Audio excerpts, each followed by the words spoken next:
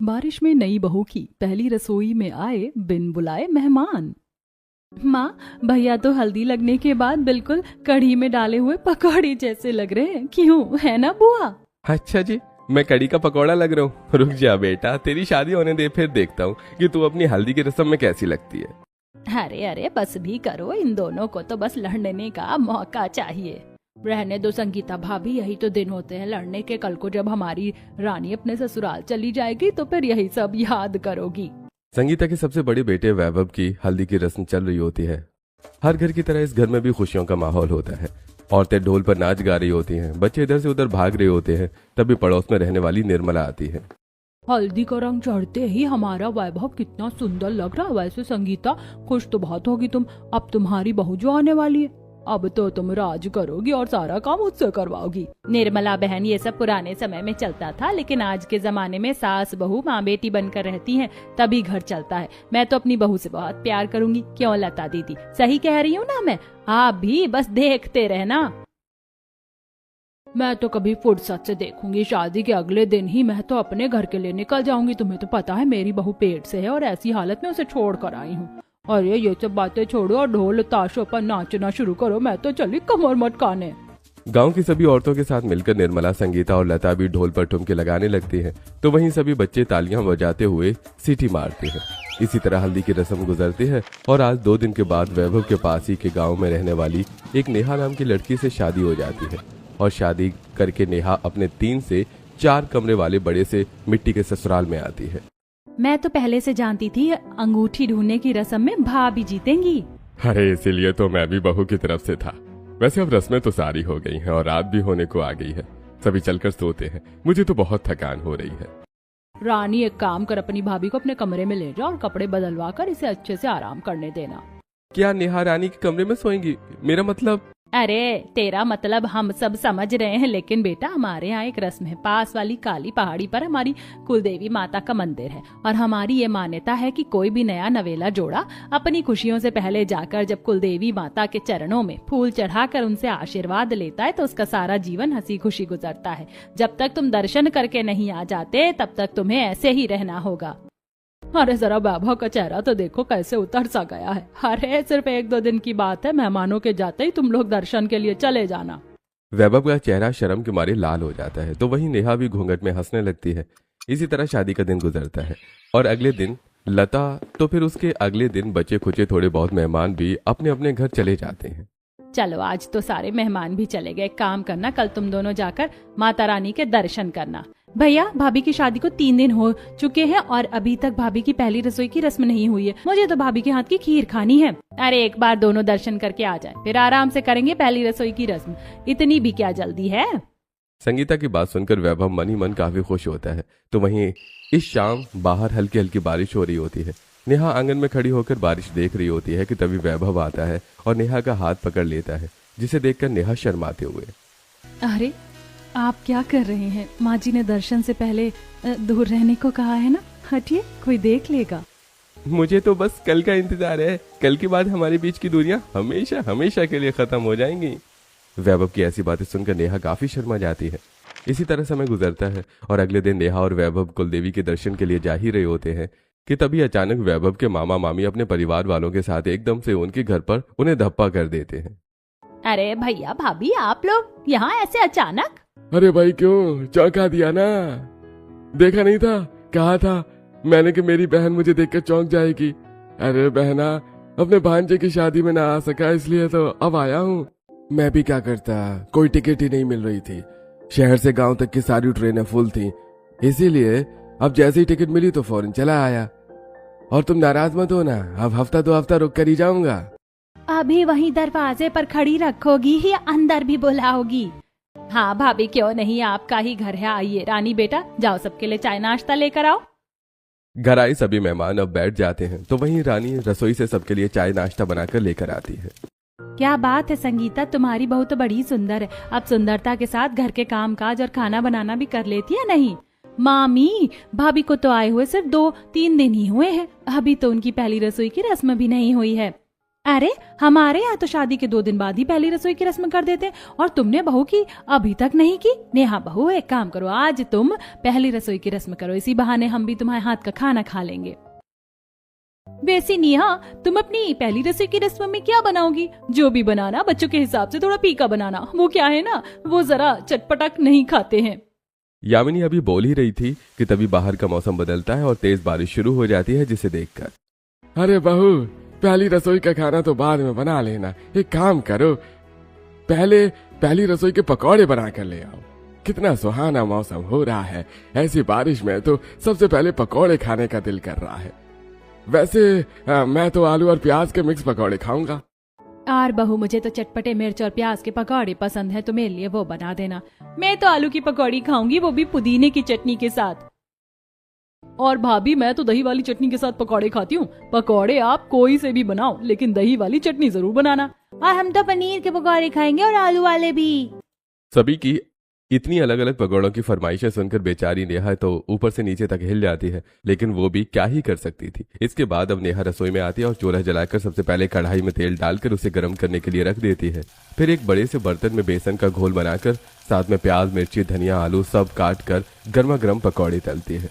कहाँ आज हम माता रानी के दर्शन के लिए जा रहे थे और ये लोग आ गए, ऊपर से हफ्ता भर रुकने को और कह रहे हैं। दर्शन में तो 1 से 2 दिन का समय लग जाएगा, ऐसे तो हम इन्हें छोड़कर जा भी नहीं सकते। तभी संगीता आते हुए, मुझे भी नहीं पता था कि भैया भाभी ऐसे अचानक आ जाएंगे, वरना मैं उन्हें बाद में आने को कहती। कोई बात नहीं माँ जी, अब वो लोग भी तो हमारे लिए ही आए हैं ना। तू सच में बहुत अच्छी है, वरना आज कोई और होता तो कब का रिश्तेदारों को देख मुंह बनाकर बैठ जाता। सिर्फ हफ्ते भर की बात है, जैसे ये लोग चले जाएंगे तुम लोग दर्शन के लिए चले जाना। अब इधर नेहा गर्मा गर्म पकौड़े तलती है तो वहीं संगीता और रानी सभी को पकौड़े परोसती हैं। वैसे बहू के हाथ में स्वाद तो है, पकौड़े इतने बढ़िया बने हैं, पता नहीं खाना कितना स्वादिष्ट बनेगा। वैसी नेहा चाय के बिना पकौड़े अधूरे अधूरे लग रहे, अगर थोड़ी चाय हो जाती तो। हाँ दीदी, अभी बना कर लाती हूँ बस। अब नेहा दोबारा से रसोई में जाती है और चूल्हे पर चाय चढ़ा देती है और फिर सबके लिए चाय लेकर आती है। अरे बहू, चाय तो बढ़िया बनी है, लेकिन वो क्या है ना, मुझे चाय में दालचीनी पसंद है। अगर तुम मेरे लिए दालचीनी वाली चाय बना कर ले आती तो सही रहता। अगर इनके लिए दालचीनी वाली चाय बना रही हो तो मेरे लिए इलायची वाली चाय बना देना। वो क्या है ना, अदरक की चाय जब मैं पीती हूँ तो गले में जलन होने लगती है। यामिनी भाभी ने कहा था तभी कह देते कि इन्हें अलग तरह की चाय चाहिए। बार बार भाभी से बस चक्कर लगवाए जा रहे हैं किचन के। अब नेहा दोबारा रसोई में जाती है और चूल्हे पर अलग अलग तरह की चाय बनाकर लेकर आती है। मुझे मीठी चटनी के साथ पकौड़े खाने, ये वाली चटनी तीखी लग रही है। नेहा भाभी थोड़ा तुम्हें परेशान कर रही हूँ, लेकिन अगर बच्चों के लिए तुम मीठी चटनी बना देती तो सही रहता, वरना ये पकौड़े नहीं खाएंगे। अब नेहा दोबारा से रसोई में जाती है और मुंह बनाकर बच्चों के लिए मीठी चटनी ले आती है। थोड़ी देर में सभी चाय पकौड़े का नाश्ता करके बाहर आंगन में देखने के लिए चले जाते हैं, तो वहीं दूसरी तरफ नेहा अंदर की सफाई कर रही होती है। तभी वैभव, ये लोग कुछ दिनों के बाद नहीं आ सकते थे, वैसे हम लोग कितने दूर थे, अब इनकी वजह से और दूर रहना पड़ेगा। रहने दीजिए ना जी, मेहमान तो भगवान का रूप होते हैं। अब हफ्ते भर की ही तो बात है, इंतजार कर लिया है, कुछ और दिन कर लेंगे। वैभव का मन मेहमानों के आने से खराब होता है, तो वहीं दूसरी तरफ सभी लोग बारिश देखने के बाद एक एक कर गीले पांव से अंदर आते हैं और कमरे में जाकर कपड़े बदलने लगते हैं। तभी योगेश हॉल में आता है और जैसे ही थोड़ा आगे बढ़ता है तो जमीन पर पानी पड़े होने के कारण एकदम से फिसल जाता है। अरे ये इतना सारा पानी कैसे आया जो मैं मिट्टी की जमीन पर ही फिसलने लगा। योगेश जल्दी से अपनी माँ संगीता को आवाज देता है और जब संगीता जाकर गीली जमीन देखती है तो हे भगवान, वैसे ही ऐसी जमीनों को सूखने में वक्त लगता है, अब इसे गीला किसने किया। सब लोग बाहर भीग रहे थे ना, लगता है वो गीले पांव अंदर आ गए। कोई बात नहीं, मैं इसे सुखा दूंगी। अरे ये छोड़, इन लोगों में अकल नहीं है क्या जो गीले पांव से अंदर आ गए, बाहर पैर पोंछना तो चाहिए था। संगीता को मेहमानों की इस हरकत पर गुस्सा तो काफी आता है, लेकिन वो कुछ नहीं कर पाती। तो वहीं अब थोड़ी देर में शाम होती है। पकौड़े खाने के बाद तो मेरा पेट अभी तक भरा हुआ है। एक काम करना, तुम खाने में बस दाल चावल बना लो, मैं वही खा लूंगा। हम भी सब वही खा लेंगे, कहाँ तुम अलग अलग तरह का खाना बनाओगी। अरे भाई साहब, कैसी बातें कर रहे हैं आप। आज बहू की पहली रसोई का खाना है और आप सब लोग दाल चावल से काम चलाएंगे। भाई हमें तो बढ़िया खाना चाहिए। बहू मेरे लिए तुम पालक पनीर, मलाई कोफ्ता और अपने ससुर के लिए छोले और चावल बना देना। और मीठे में तुम खीर, हलवा बनाना और साथ ही साथ मेरे लिए वेज बिरयानी और गलाउटी कबाब। मैं तो पनीर कोरमा खाऊंगी, मुझे बहुत पसंद है। हे भगवान, इनका पेट है या कुआं। थोड़ी देर पहले तो इन्होंने भर भर के पकौड़े ठूसे थे और अभी इन्हें इतना सब कुछ चाहिए। बेचारी मेरी बहू इतना सब कुछ अकेले कैसे बनाएगी। पकौड़े के मेन्यू की तरह ही रात के खाने का मेन्यू सुनकर नेहा हिल जाती है, लेकिन अब वो क्या ही कर सकती थी और अकेले ही धीरे धीरे सारे पकवानों की तैयारी करने लगती है। कैसे लोग हैं ये। अरे हम भी जब मेहमान बनके किसी के घर में जाते हैं तो इतनी फरमाइश नहीं करते थे और उल्टा उन लोगों की मदद करते थे, लेकिन इनमें से तो कोई मदद करने के लिए भी नहीं आया और बिल्कुल 5 स्टार होटल की तरह हाथों में ऑर्डर थमा दिया है। नेहा इतने सारे पकवान बनाते बनाते फ्रस्ट्रेट होकर खुद से ही बातें करने लगती है कि तभी रसोई में नेहा के पास संगीता आती है। बहू तू खाना बनाते हुए परेशान हो रही है, मन तो कर रहा है सबको जाकर मना कर दूं, लेकिन क्या करूं, मैं भी मजबूर हूँ। एक काम कर, तू सब्जियां छौंक, मैं तब तक आटा लगा देती हूँ, मिलकर करेंगे तो काम जल्दी हो जाएगा। ये मेरी पहली रसोई की रस्म है तो मैं इसे अकेले करूंगी, आप मदद करेंगी तो अच्छा थोड़ी ना लगेगा। अब क्या कहूँ, रानी को तो इतना कुछ ठीक से आता नहीं है, वरना वो तेरी मदद करवा देती, लेकिन अनीता भाभी की बहू बेटी को तो सब कुछ आता है, लेकिन जरा मजाल है कि वो कुछ काम करवा दे। संगीता उसकी थोड़ी बहुत मदद करवाती है तो वहीं कुछ देर में योगेश भी रसोई में आ जाता है और वो भी अपनी माँ और भाभी की मदद करवाने लगता है। फिर नेहा सभी को खाना परोसने लगती है और जब सभी मेहमान नई नवेली बहू की पहली रसोई का खाना खाते हैं तो बहू खाना तो अच्छा बना लेती हो तुम, स्वाद तो है तुम्हारे हाथों में। पापा जी स्वाद तो वैसे ठीक है, लेकिन जरा खीर खाकर देखें। सच सच बताओ नेहा, खीर बनाते हुए लग गई थी ना पतीले में। भाभी मैंने तो कहा था आपसे कि मुझे फूली हुई रोटी खाने की आदत है, ये ठंडी हो गई है, गरम सेक कर लेकर आइए ना मेरे लिए। तारा की बात सुनकर बेचारी नेहा दोबारा रसोई में जाती है और सबके लिए एक साथ गर्मा गर्म फूली हुई रोटियां लेकर आती है। जा ये मटर पनीर की सब्जी बनी है ना, इसके साथ तो पूरी अच्छी लगती है, काम करो तुम जाकर पूरी बनाकर ले आओ। भाभी साथ में वो थोड़ी चटनी भी पीस लेना, खाना थोड़ा फीका बना है और हमें चटपटा खाने की आदत है। इन लोगों में तो शर्म नाम की चीज ही नहीं है, कितने चक्कर कटवा रहे हैं मेरी बहू से। उसकी पहली रसोई ना हो गई, पता नहीं कौन सी अग्नि परीक्षा हो गई, बेचारी कितने घंटे से दिए ही जा रही है। अब नेहा काफी ज्यादा थक चुकी थी, लेकिन वो चाहकर भी किसी को काम के लिए मना नहीं कर सकती थी। इसी तरह कई बार नेहा के कभी सलाद तो कभी सब्जी को लेकर चक्कर कटते रहते हैं। तो वहीं आखिर में खाना खाने के बाद नेहा का देवर योगेश, खाना तो बहुत बढ़िया बना था, चलिए अब आपकी पहली रसोई की शगुन की शुरुआत करते हैं। योगेश कमरे में जाता है और वहां से एक सुंदर सा सूट लेकर आता है और पहली रसोई के शगुन में अपनी भाभी को देता है। तो वहीं बाकी घर वाले भी नेहा को बड़े प्यार से तोहफे देने लगते हैं। ये साड़ी मैंने बड़े अरमानों से ली है तेरे लिए, जब तेरी और वैभव की शादी को पूरा 1 साल हो जाए ना, तब अपनी पहली सालगिरह पर पहनना। नॉर्मल गरीब होने के बावजूद भी नेहा के ससुराल वाले उसका दिल खुश करने वाले तोहफे दे रहे थे। तो वहीं गांव में मेहमान बनकर आया मामा मामी का परिवार नेहा के हाथ में सिर्फ 100 रुपए रखता है। कैसे लोग हैं ये, 100 रुपए कौन रखता है, इनका बस चलता ना तो ये तो 10 रुपए रख जाते मेरे हाथ में। पहली रसोई की रस्म में सभी आए मेहमानों को सिर्फ 100 रुपए देता देख नेहा के ससुराल वालों को काफी अजीब लगता है।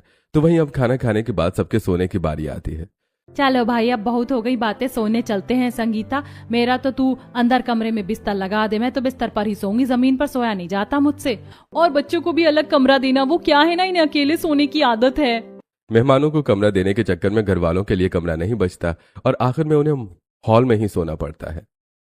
अरे इन लोगों ने तो एक दिन में ही इतनी आफत मचा दी, अभी तो 4-5 दिन और रहेंगे।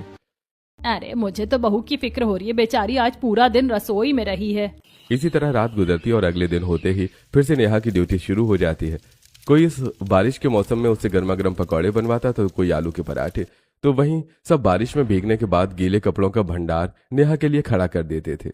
बाहर वैसे ही बारिश हो रही है और ऊपर से इतने सारे गीले कपड़े, अगर इन्हें ऐसे ही रखूंगी तो बदबू मारने लगेंगे।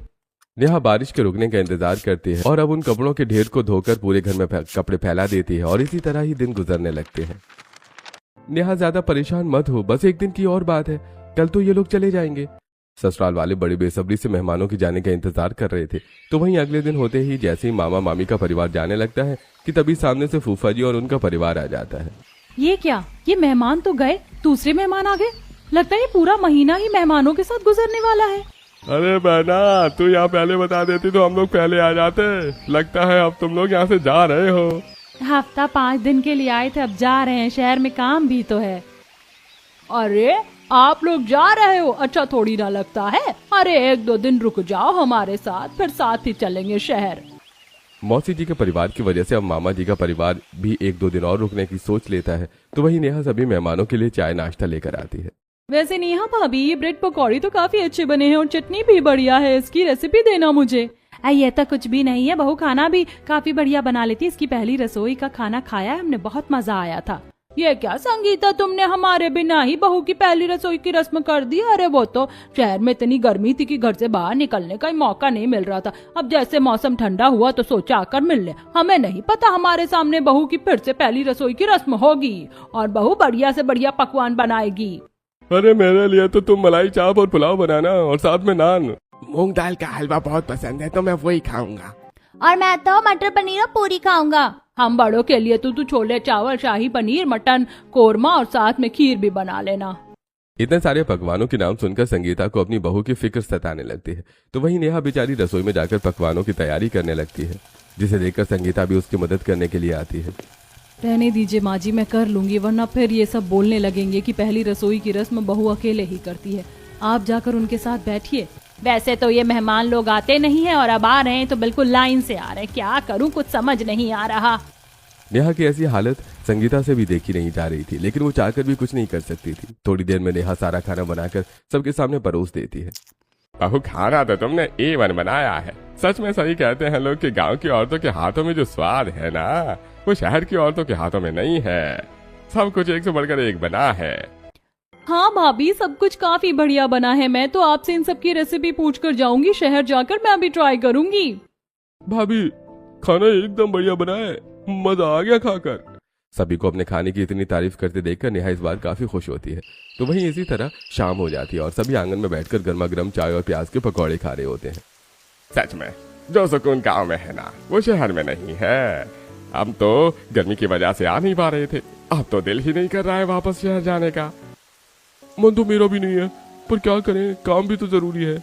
जहाँ सभी मेहमान और परिवार वाले बाहर आंगन में बैठकर बारिश के ठंडे ठंडे मौसम के मजे ले रहे होते हैं, तो वहीं अंदर नेहा। थोड़ी देर में खाने का वक्त हो जाएगा और फिर सभी अपनी अपनी डिमांड रख देंगे। काम करती हूँ, इन लोगों के बोलने से पहले ही कुछ ऐसा बना लेती हूँ जो सबको पसंद भी आ जाए और ज्यादा मेहनत भी ना लगे। पर इससे पहले कि कोई फरमाइश शुरू हो, नेहा एक बड़े से पतीले में चावल चढ़ा देती है। तो वहीं दूसरी तरफ अलग अलग तरह की सब्जियां काटने लगती है और थोड़ी देर में सबके लिए वेज बिरयानी तैयार कर देती है। तभी नेहा सभी को बिरयानी परोसती है, बिरयानी खाकर। बहू, बिरयानी तो बड़ी गजब की बनी है। तुमने तो होटल वाले को भी फेल कर दिया। अरे मैं तो कह रहा हूँ संगीता बहन कि तुम बहू का कोई होटल खुलवा दो, देखना दिन दुगनी रात चौगनी तरक्की होगी। सभी लोग बिरयानी की काफी तारीफ करते हैं। तो वहीं अब सोने का वक्त हो चला होता है। पहले से ही घर आए मेहमानों की वजह से पूरे परिवार के लिए जगह कम थी, तो वहीं आज तो सबके लिए बिस्तर भी कम पड़ जाते हैं, जिसे देखते हुए नेहा बिस्तर मांगने अपनी पड़ोसन शालू के घर जाती है। तुमने तो घर में मेहमानों का मेला ही लगा दिया है। और कितने मेहमान आ रहे हैं तुम्हारे, और कितनी बार करोगी अपनी पहली रसोई की रस्म? क्या करूं भाभी, मैं तो खुद परेशान हूँ। अब घर वाले उन्हें मना भी तो नहीं कर सकते ना। तुम लोगों की तो अभी तक सुहागरात भी नहीं मनी और शादी को 2 हफ्ते होने को आए हैं। ऐसा ही रहा तो महीना भर भी बीत जाएगा। जैसे तैसे कर अपने और उसके ससुराल वाले एडजस्ट करते हुए बिस्तर लगाते हैं और सोने की कोशिश करते हैं। तो भाई अगले दिन फिर से नेहा सबकी फरमाइशों पर अलग अलग तरह का नाश्ता बना रही होती है।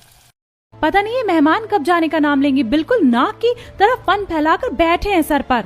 बेचारी मेरी नेहा, जब से मेहमान आए हैं तब से पूरा दिन रसोई में रहती है, ठीक से आराम करने को भी नहीं मिलता। इस वजह से तो हम दर्शन तक के लिए नहीं जा पाए। हमारी सुहागरात के बीच का सबसे बड़ा कांटा तो ये मेहमान ही हैं।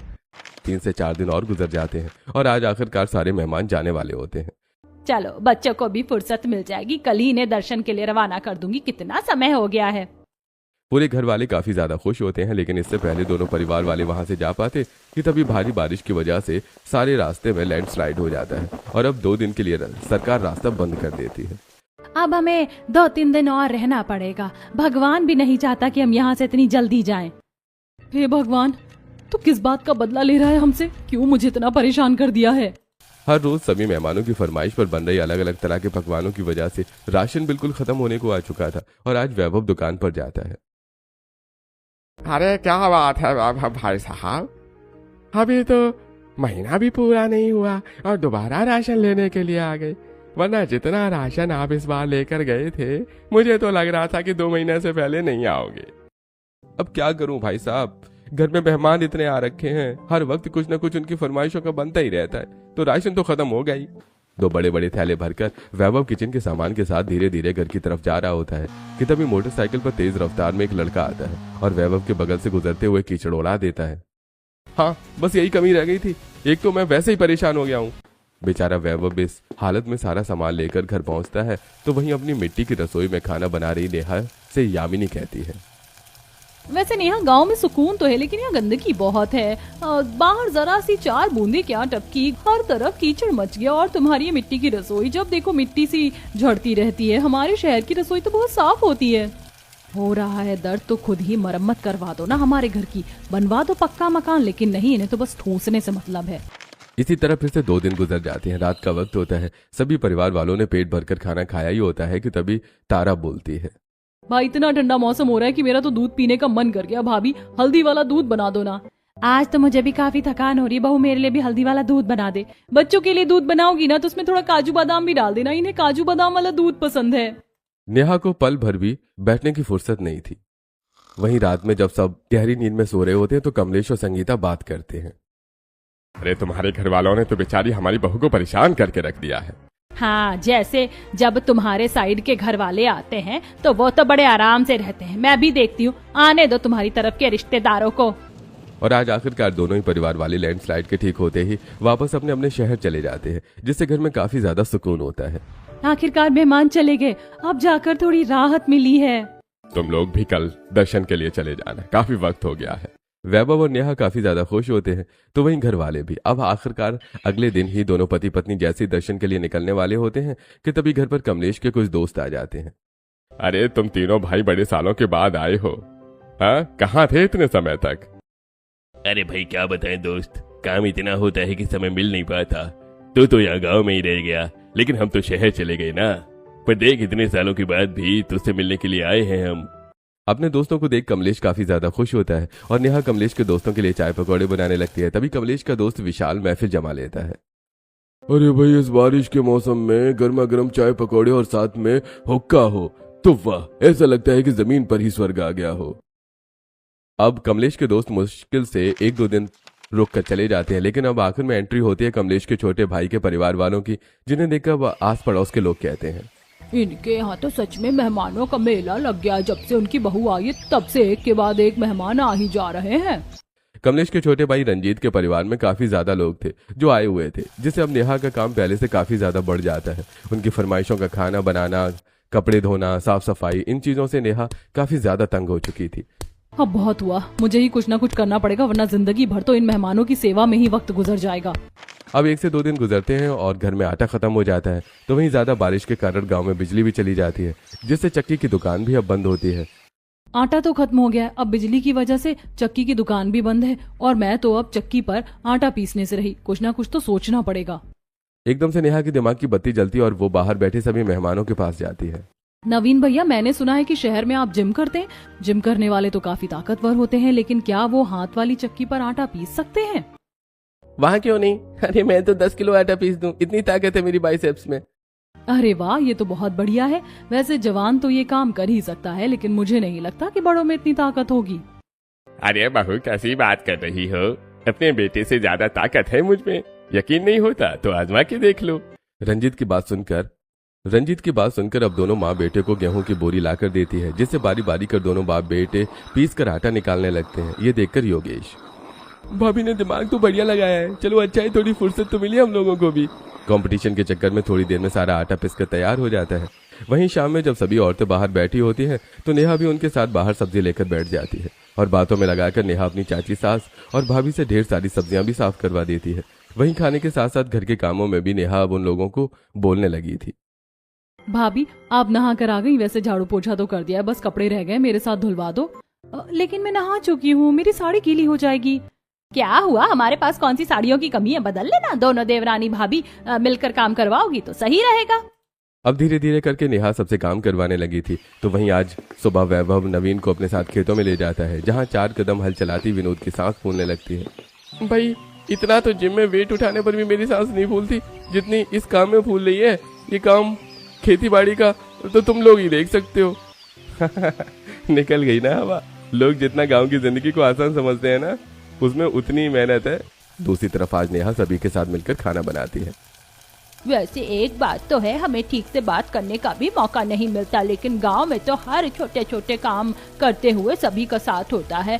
आज कितना सारा खाना बनाना था, लेकिन देखो कितनी जल्दी तैयारी हो गई सब चीजों की। तुम्हारी रसोई काफी पुरानी है, लेकिन यहाँ पर हर एक चीज मौजूद है। जुगाड़ से तैयार किया हुआ फ्रिज, ये मिट्टी के बर्तन और सब कुछ कितना बढ़िया है। और ये देखो, मैंने तो सारे मगर भी चला दिए पूनम में फास्ट। छाया की बात सुनकर सभी हंसने लगते हैं। तो वहीं रात में जब सभी लोग खाना खाने बैठे थे, लाइट चली जाती है, जिससे अब सभी लोग बाहर आंगन में आकर ठंडी ठंडी हवा लेते हुए खाने का आनंद ले रहे होते हैं। खाने को शहर में इतना सब कुछ है, लेकिन सही मायने का सुकून तो भाई गांव में आकर मिलता है। पैसे कमाने की लालसा में शहर जाकर बस गए, लेकिन सच कहूँ तो आज भी इस सुकून को बहुत याद करता हूँ। अरे मुझे तो अपने गांव किसी स्वर्ग से कम नहीं लगता। गर्मी हो, बरसात हो या ठंडी, यहाँ पर अच्छा ही लगता है। सब लोग वापस में बैठकर देर तक बात करते हैं। तो वहीं औरतें बच्चों को कहानियां सुनाती हैं और इसी के साथ दिन बीतने लगते हैं। दोपहर का वक्त होता है, पायल कमरे में बैठी होती है। तभी कमरे की खिड़की से एक बड़ा सा मेंढक मुंह में सांप पकड़े पायल के कमरे में आ जाता है, जिसे देखकर पायल चिल्लाना शुरू कर देती है। अरे कोई बचाओ, कोई बचाओ, ये मेढक सांप लेकर आ गया है कमरे में। अरे कोई पकड़ो इसे। पायल के चिल्लाने की आवाज सुनकर सभी लोग भागे भागे कमरे में आते हैं। तो वहीं नेहा जैसे ही उसे देखती है तो सांप को पकड़कर सीधा बाहर ले जाकर फेंक देती है। नेहा बहू, तुम्हारा बहुत बहुत शुक्रिया। हमें तो लगा था कि ये सांप हमारी बहू को काट लेगा। चाची जी, कोई जहरीला सांप नहीं था। आसपास तो ऐसे कई सारे सांप हैं और मेढकों का तो आपको पता ही है, बारिश की वजह से इसे मुंह में पकड़कर अंदर ले आया। मैं तो समझती थी कि नेहा बड़ी चालाक है और हमसे काम भी करवाती रहती, लेकिन नेहा तो सच में काफी अच्छी है। इस हादसे के बाद घर आए मेहमानों की सोच बहू के प्रति जो थोड़ी चालाकी वाली थी, अब वो धीरे धीरे खत्म हो जाती है। इसी तरह दिन गुजरते हैं और आखिरकार इन मेहमानों के भी जाने का वक्त आ जाता है। सच कहूँ तो 1% भी जाने का मन नहीं कर रहा है, लेकिन क्या करें, बच्चों की स्कूल की छुट्टियां जो मिली थी वो खत्म हो गई। पढ़ाई भी है और काम भी है, लेकिन अगली बार तुम लोगों को पक्का आना है। आप लोगों ने हमारा काफी ख्याल रखा, साथ बिताए पल हमें जरूर याद आएंगे। आप भी आना। अब चाचा चाची का परिवार भी चला जाता है, जिससे अब घर में दोबारा शांति होती है। तो अगले दिन फिर से नेहा और वैभव दर्शन के लिए निकलते हैं, लेकिन हर बार की तरह इस बार भी घर पर मेहमान आ जाते हैं और इस बार मेहमानों में बुआ का परिवार आया होता है। लगता है दोनों बच्चे कहीं बाहर जा रहे थे, कहीं हमने आकर परेशान तो नहीं कर दिया। वो तो बस बच्चे दर्शन के लिए जा रहे थे, इस बीच में इतने मेहमान आए कि इन्हें जाने का मौका ही नहीं मिला। अरे ये क्या, इन्होंने अभी तक दर्शन ही नहीं किए? तो गलत बात है संगीता। घर में मेहमान आए कोई भी, तुम्हें नए नवेले जोड़े को दर्शन के लिए भेज देना चाहिए था। एक काम करते हैं, हम लोग साथ में ही निकलते हैं, इसी बहाने हमारे भी दर्शन हो जाएंगे। लता सारे परिवार वालों के साथ नेहा और वैभव को लेकर कुलदेवी माता के मंदिर पहुंचती है, जहां पर वो लोग माता रानी के दर्शन करते हैं। और अब दर्शन के बाद जब वो लोग घर आते हैं, शादी में तो मैं तुम दोनों को कुछ खास तोहफा नहीं दे पाई, इसीलिए अब तुम्हारे लिए ये तोहफा लेकर आई हूँ। ये शहर की टिकट है, पूरे 10 से 12 दिन है अपने हनीमून पर, तुम लोग आराम से शहर घूमो। लता की बात सुनकर वैभव और नेहा काफी ज्यादा खुश होते हैं और अब अगले ही दिन वो लोग अपने हनीमून के लिए शहर चले जाते हैं और वहाँ के सुंदर से होटल में बालकनी में खड़े होकर बारिश के मौसम को देखने लगते हैं। मुझे तो लगता था कि इस बार भी बुआ की वजह से हमारा प्लान कैंसिल हो जाएगा, लेकिन बुआ तो सभी मेहमानों से अच्छी निकली। खामखा लोगों ने बुआ को बदनाम कर रखा है। ये तो है, मुझे नहीं लगता है कि हर बुआ एक जैसी होती है। हमारी बुआ तो बेस्ट है।